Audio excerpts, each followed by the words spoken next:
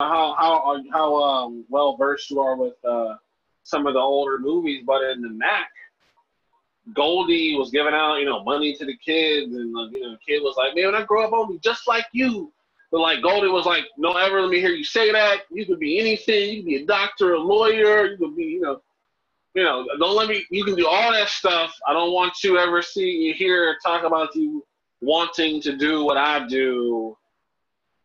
Of course, he was a pimp, but he was just don't. But that's what they saw. They saw him with the fancy cars and the money and the clothes and the women around him and the respect in the community, and that's what they saw, and that's why he said what he said. Like, this is what it is.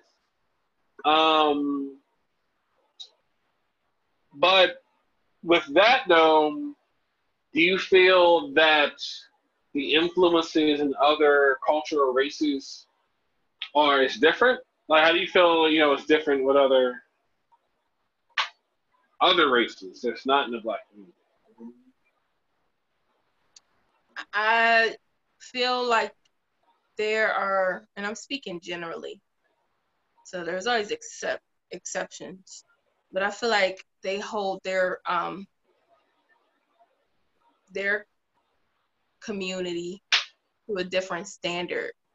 And like when I would Uber, the conversations that white people would have in my car or Asian people would have in my car would be totally different from the conversations that Black people would have in my car. So I feel like they hold themselves to be to a different standard. Like they're taught to be bosses early in the game. They're raised to be bosses. They're raised to work, depending on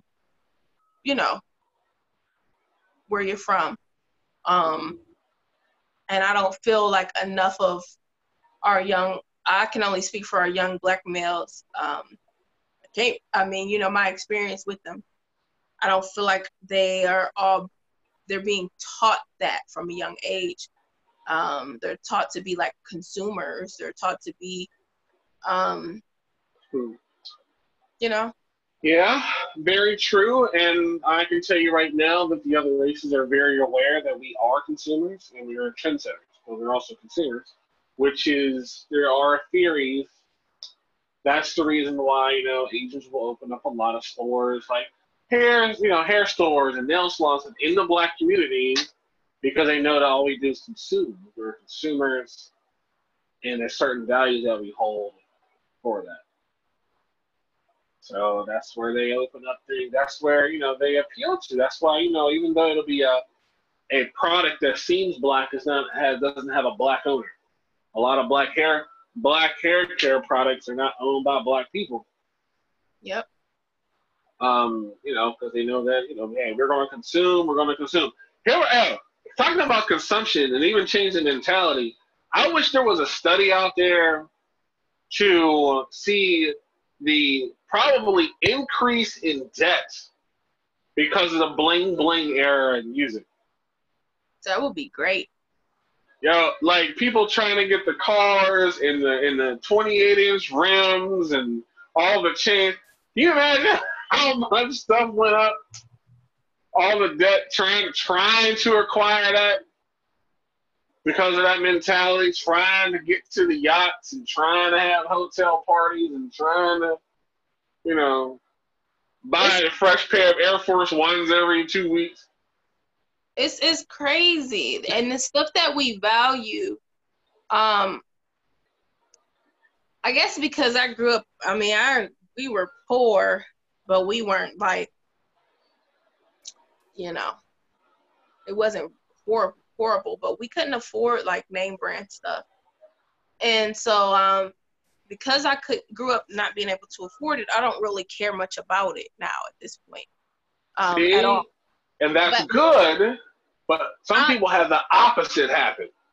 And I kind of now, because I'm so far removed, that I kind of view it as slavery a little bit. Like, why do you feel like you have to have this person's name on you?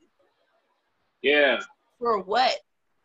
I mean, and I'm not gonna just act like I'm just grandiose and not hate the stuff.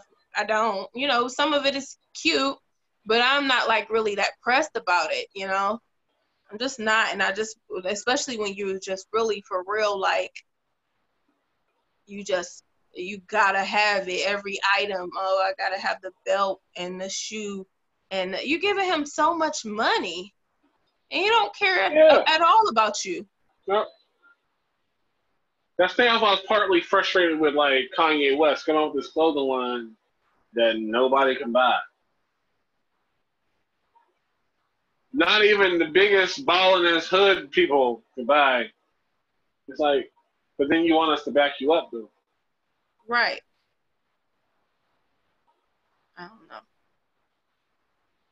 I don't know, man. It's just, it's I just like, I wish there was a study to show when the bling bling era came out, how much debt went up. Because we're buying things, depreciating. They depreciate. Oh yeah. To me, one of the best little lessons from a movie, the Guns and Butter speech by Vin Rames and Baby Boy was all about that. What are the guns and what are the butter? Like, that was like, yeah, that was a good movie for several reasons. I'm going to have to rewatch that because nothing in Baby Boy stuck with me like that. Nothing. I don't love that movie. I know a lot of people do, but I don't. Maybe that's my unpopular opinion. Maybe, there's a lot of, there's lessons in that movie that aren't super obvious. But that movie does show, Tyrese as Jody trying to grasp onto the concept of being a self-made man, taking responsibility. I mean, at this point, he has several things going on, living with his mom, all kind of stuff. And he finally starts grasping this concept of, being responsible. And he built a business around it. I gotta watch it again now that I'm older. Everybody loves it. I don't know. I guess maybe I've missed something. Well, definitely you want to look up the Guns and the Butter speech. For sure. Because, he's talking about y'all spend money on the dumbest shit. Y'all buying stuff that depreciates in value. It's not worth anything after you buy it. Yeah. Versus, you could be spending your money on things that are beneficial, that grow in value. And even Jay-Z talks about that stuff now. About he bought something 10, 20 years ago that's now worth like 10 times as much. No rapper makes you feel as broke as Jay-Z. What? Jay-Z will make you feel like you are on the wrong path in life. You are broke.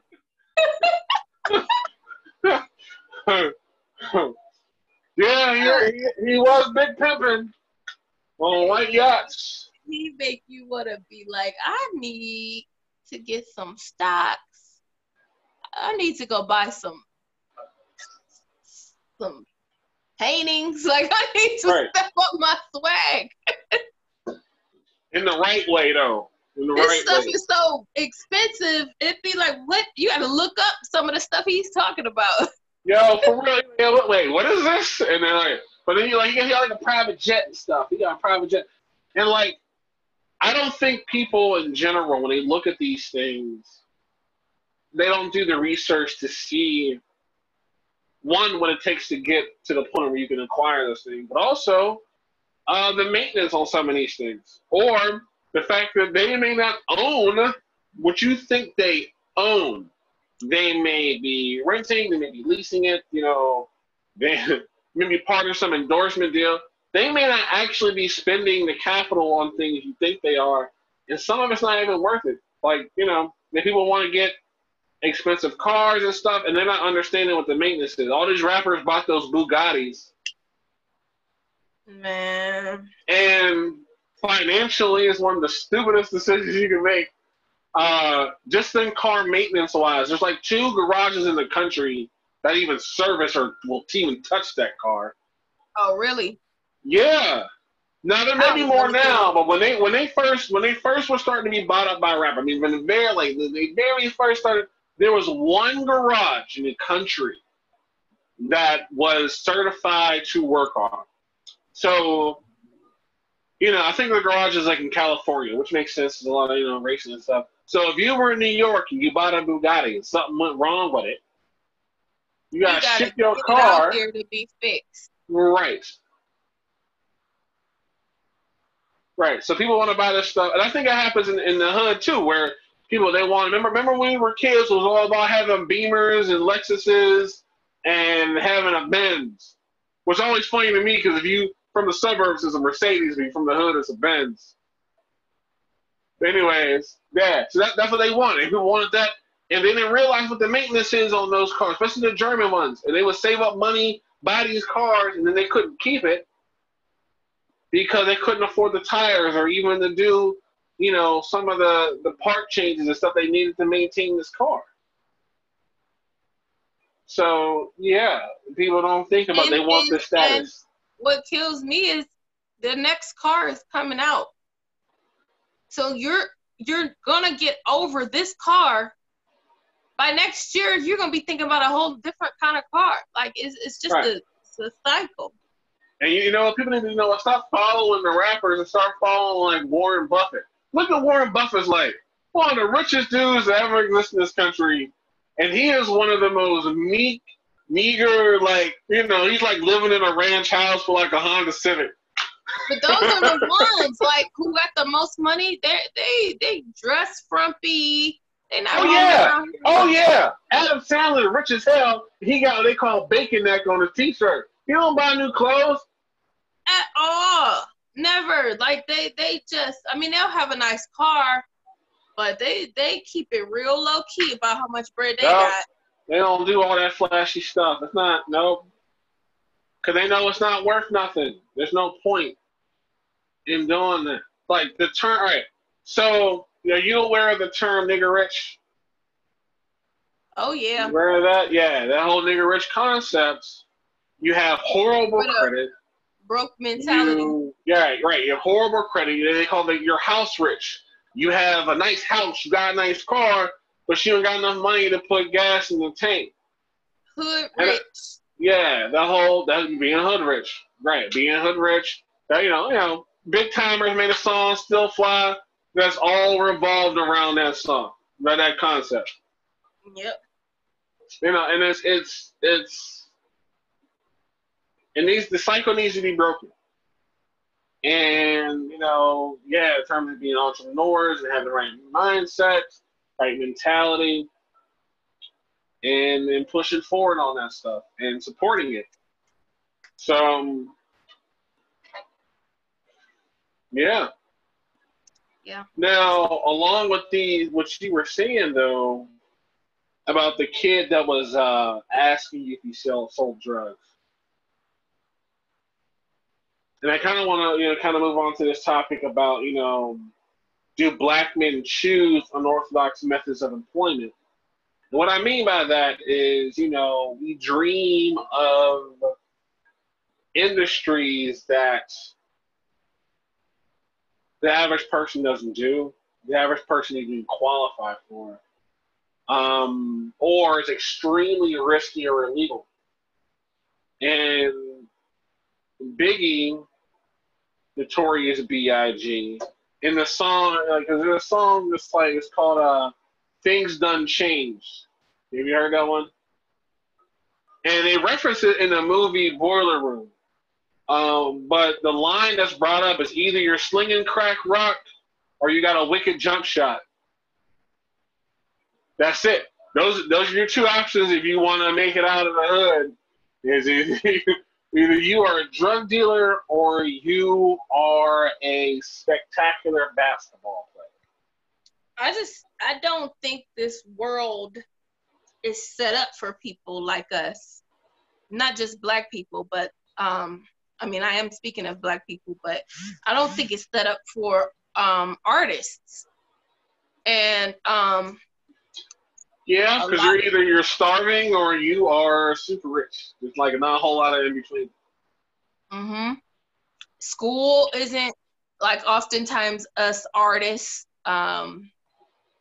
or a school is not like our most successful way of learning, if that makes sense. I'm not For expressing artists? for an artist, like it's not made for an artist. Well, Oftentimes, they're cutting programs everywhere, you know? yeah, they are. So like it's not catered to our style of learning. That's it. So I do think that's true. I mean, part of it is because what are these kids seeing? The ones that got the money that they see are either selling drugs or they have some kind of talent. Unfortunately, we're not Sometimes seeing right. Unfortunately, we're not seeing enough of the hardworking man. Like we used to see Good Times. Dad was working. You know what I'm saying? But Family see, with Matters. that though, with both of those, in Good Times, he worked himself until he died. And then with Carl, yeah, but he was working. You know, he kept a regular job.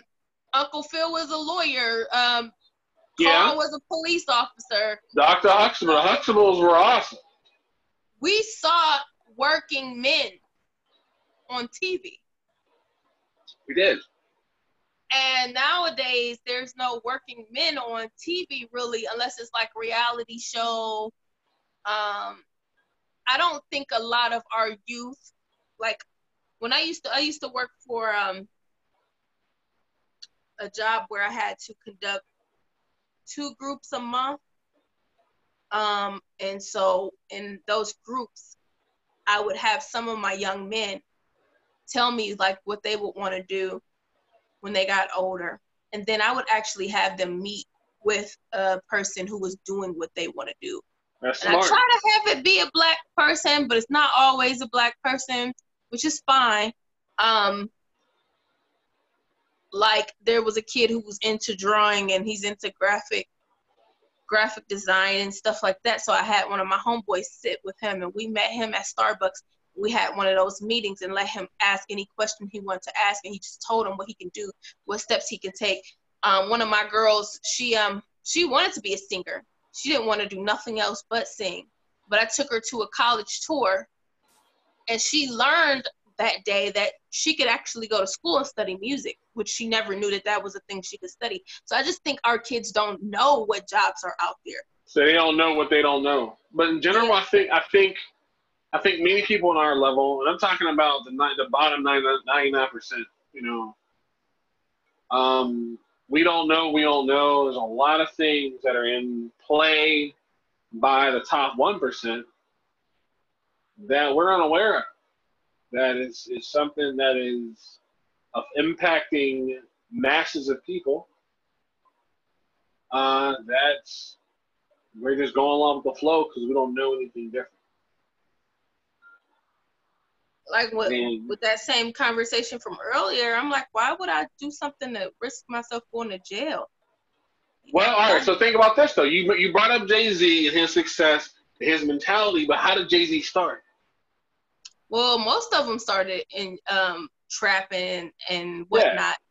Yeah. To get the capital to do their art and to move on to other things. But that's the part. Some people don't have the move on to other things mindset. Very true. There's not the mindset, or they die early, end up in jail because there's some legal. Now, I also want to bring this up because I brought about Boiler Room as using the Biggie quote. Now, the rest of that in the movie, because I don't know if you know what the movie is, but the movie Boiler Room, it has Giovanni Ribisi in it. It has Vin Diesel before Fast and the Furious. There's some other people in it, but it's a stock market movie. And the main character, Giovanni Ribisi, is actually a college dropout who's running an illegal casino out of his house and then gets presented the opportunity to become a stockbroker. And he quotes Biggie because, you know what? You know, you either have you're selling crack rock, have a wicked jump shot, But I decided to do the white boy equivalent. I sold stock, and they were doing it illegally. They were breaking all kind of, trustees laws and all kind of things. It's a great movie. It's great to watch, but that's the equivalent. It's still illegal, but when you do white collar crimes, the outcome is normally a little different. So you're selling drugs, which is can be very lucrative to do so, and it can be very lucrative to do insider trading, Wolf of Wall Street, illegal type of stock market deals and other trust violations. Where they're setting up dummy corporations. I watched a documentary about that, dummy corporations. There are several multi-million-dollar companies registered to the same address for the same thing because the actual building doesn't really exist. Just so they can hide their money and keep their money from taxes and all that stuff. So, all right. So to me, it looks like everybody's doing something illegal. But it does look like that. Yep. All sides of the coin, they're all doing something illegal. But it seems that within the black community, not only is it targeted, but it's mostly targeted because, certain people have the power and money to influence laws and focus. But, the black community is not able to maneuver in the same way as some of the higher-ups, I guess. I don't know. Yeah. So,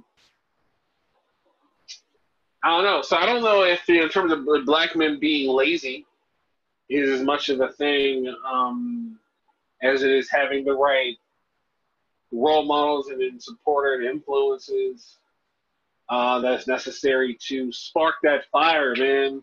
Because when you spark the fire in them, and black men, like, we go extra hard. We do go extra hard. When we're passionate about it, and we do it. I mean, just look at the drug dealers, the ones that are really doing it. They got the best work ethic ever. They're go so above and beyond to get that job done. If you look at it and it's like, if you would just apply some of these skills. So the people that flunked out of chem class become master chemists when it comes to something they're passionate about. And they become mathematicians. They got all of it. Yeah. So I think it's, having the right environment for that currently to make that happen. Yeah. I mean, even for me, man, my managers have to make me stay home. My supervisors, at least. When I'm sick, they're like, go home. Go. I'm like, but there's exceptions to the rules. There's always exceptions to the rule. And, for viewers who are watching, like, this episode is called The Lazy Black Man. Lazy's in quotations. It's just talking about the stereotypes that black men face. If it's real, if it's true, if it's not, different things like that. All right, you ready for another one? Yeah. Now, this one is more of a fun one to talk about, I guess. But I had to combine a few stereotypes into one big one. So this one is all black men are well-endowed players who are extremely sexually virile and they want white women. Talk about it. Good. So that's like several on one. They're all players. They all got big dicks. They all want white chicks. They all just can't help themselves.